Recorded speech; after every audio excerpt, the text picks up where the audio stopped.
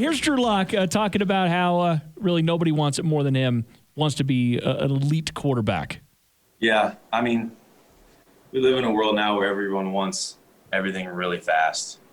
You know, everyone wants it right now. We get that with our phones. I mean, everyone, you want to click on an app, it's going to pop up instantly. It's the same thing in football. You know, you want greatness really, really fast.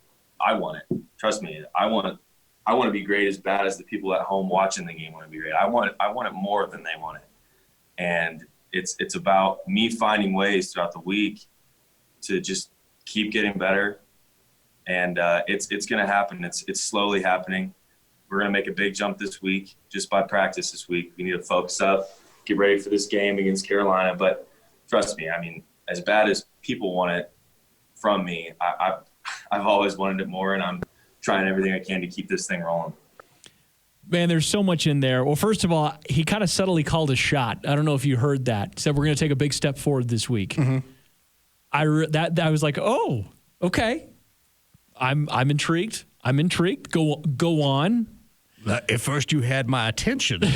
Now you have my interest. So he kind of called his shot there.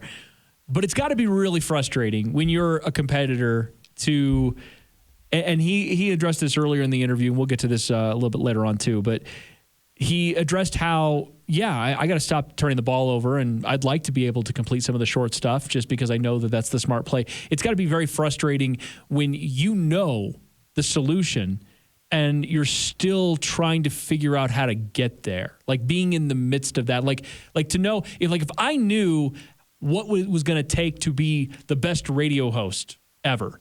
You can just copy me. It's fine. Well, I mean, clearly. But if I knew what it was and the specific things that I could do to get there, the process to get there would be very frustrating, would be very tough because it would be very hard on myself because I would want it. I would be wanting it now. Mm-hmm. And everybody around me wants it now. Mm-hmm. My teammates, the entire freaking city wants it now. But that's just not how life works. Like, I can't by tomorrow be the best radio host that I'll ever be.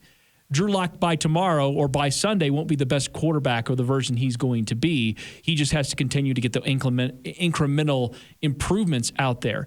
But he at least is saying the right things, as in, I know that I can't turn the ball over at the clip that I'm turning it over. We're dead last in the league in turnovers, and there's a reason why we're losing football games. It's because of me turning the ball over. Mm-hmm. So he's saying the right things. It's like he's seeing the right things. He just can't quite visualize it to the point of actually making it real. Yeah. Well, that's the the A plus B plus C equals D. Right. And it's. And that's what it is. That's it. You can identify. I mean, here the other part of this is he capable? Is he capable of fixing those things? Because I can get out there on the field and tell you why I'm not completing passes. Mm-hmm. I can get out there on the field and tell you why I'm getting intercepted. I don't have the talent. Is he capable? That's the question. And I believe that he is. The question is someone going to have patience long enough to allow him to realize that? Is the player that he is now, and I've used this line to death, but is the player that he is now ever going to meet the player that he could be? Are you an exception or rule kind of person when it comes to quarterbacks and what their length of development is? There is no rule. They're all individual, different people. Obviously, that seems to be the sticking point for everybody because they go historically. I know, and that's the thing. What the numbers have said about quarterbacks, and I think that's where the sticking point becomes with a lot of people saying, well, you can't be Josh Allen because Josh Allen is a bit of a unicorn. What he came from, not all quarterbacks come out of that and become what they are. Well, he can't be Josh Allen because he's not Josh Allen.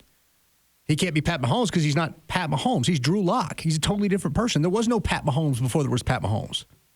There was no Josh Allen. There was no Drew Lock before. There was no Jay Cutler before there was a Jay. You're not any of those people, and that's the misnomer. That's the problem. That's the faulty line of thinking that people have is that I need to be the next this. No, you need to be the first that. You need to be the first you, and you needs to be the best you can be, and hopefully that is good enough to win something. The idea that you're going to – Pat Mahomes is a once-in-a-lifetime quarterback. Peyton Manning, once-in-a-lifetime quarterback. You're not going to be the next blah, blah, blah. You're just not going to be that. You can't do – so don't look at it like that. Just say, what can this guy do? How can we set him up to be the best him? And can the best him win us football games? How do we get the him that he is now to the best him? Those are the questions you need to ask. And that's what football teams do. And that's why it's frustrating for fans who get these narratives from media guys who don't know what they're talking about. That he's not good enough to beat Pat Mahomes. He's not good enough to. Is he good enough to win you football games? That's the question. If he's good enough to win you football games, that's all you need to know.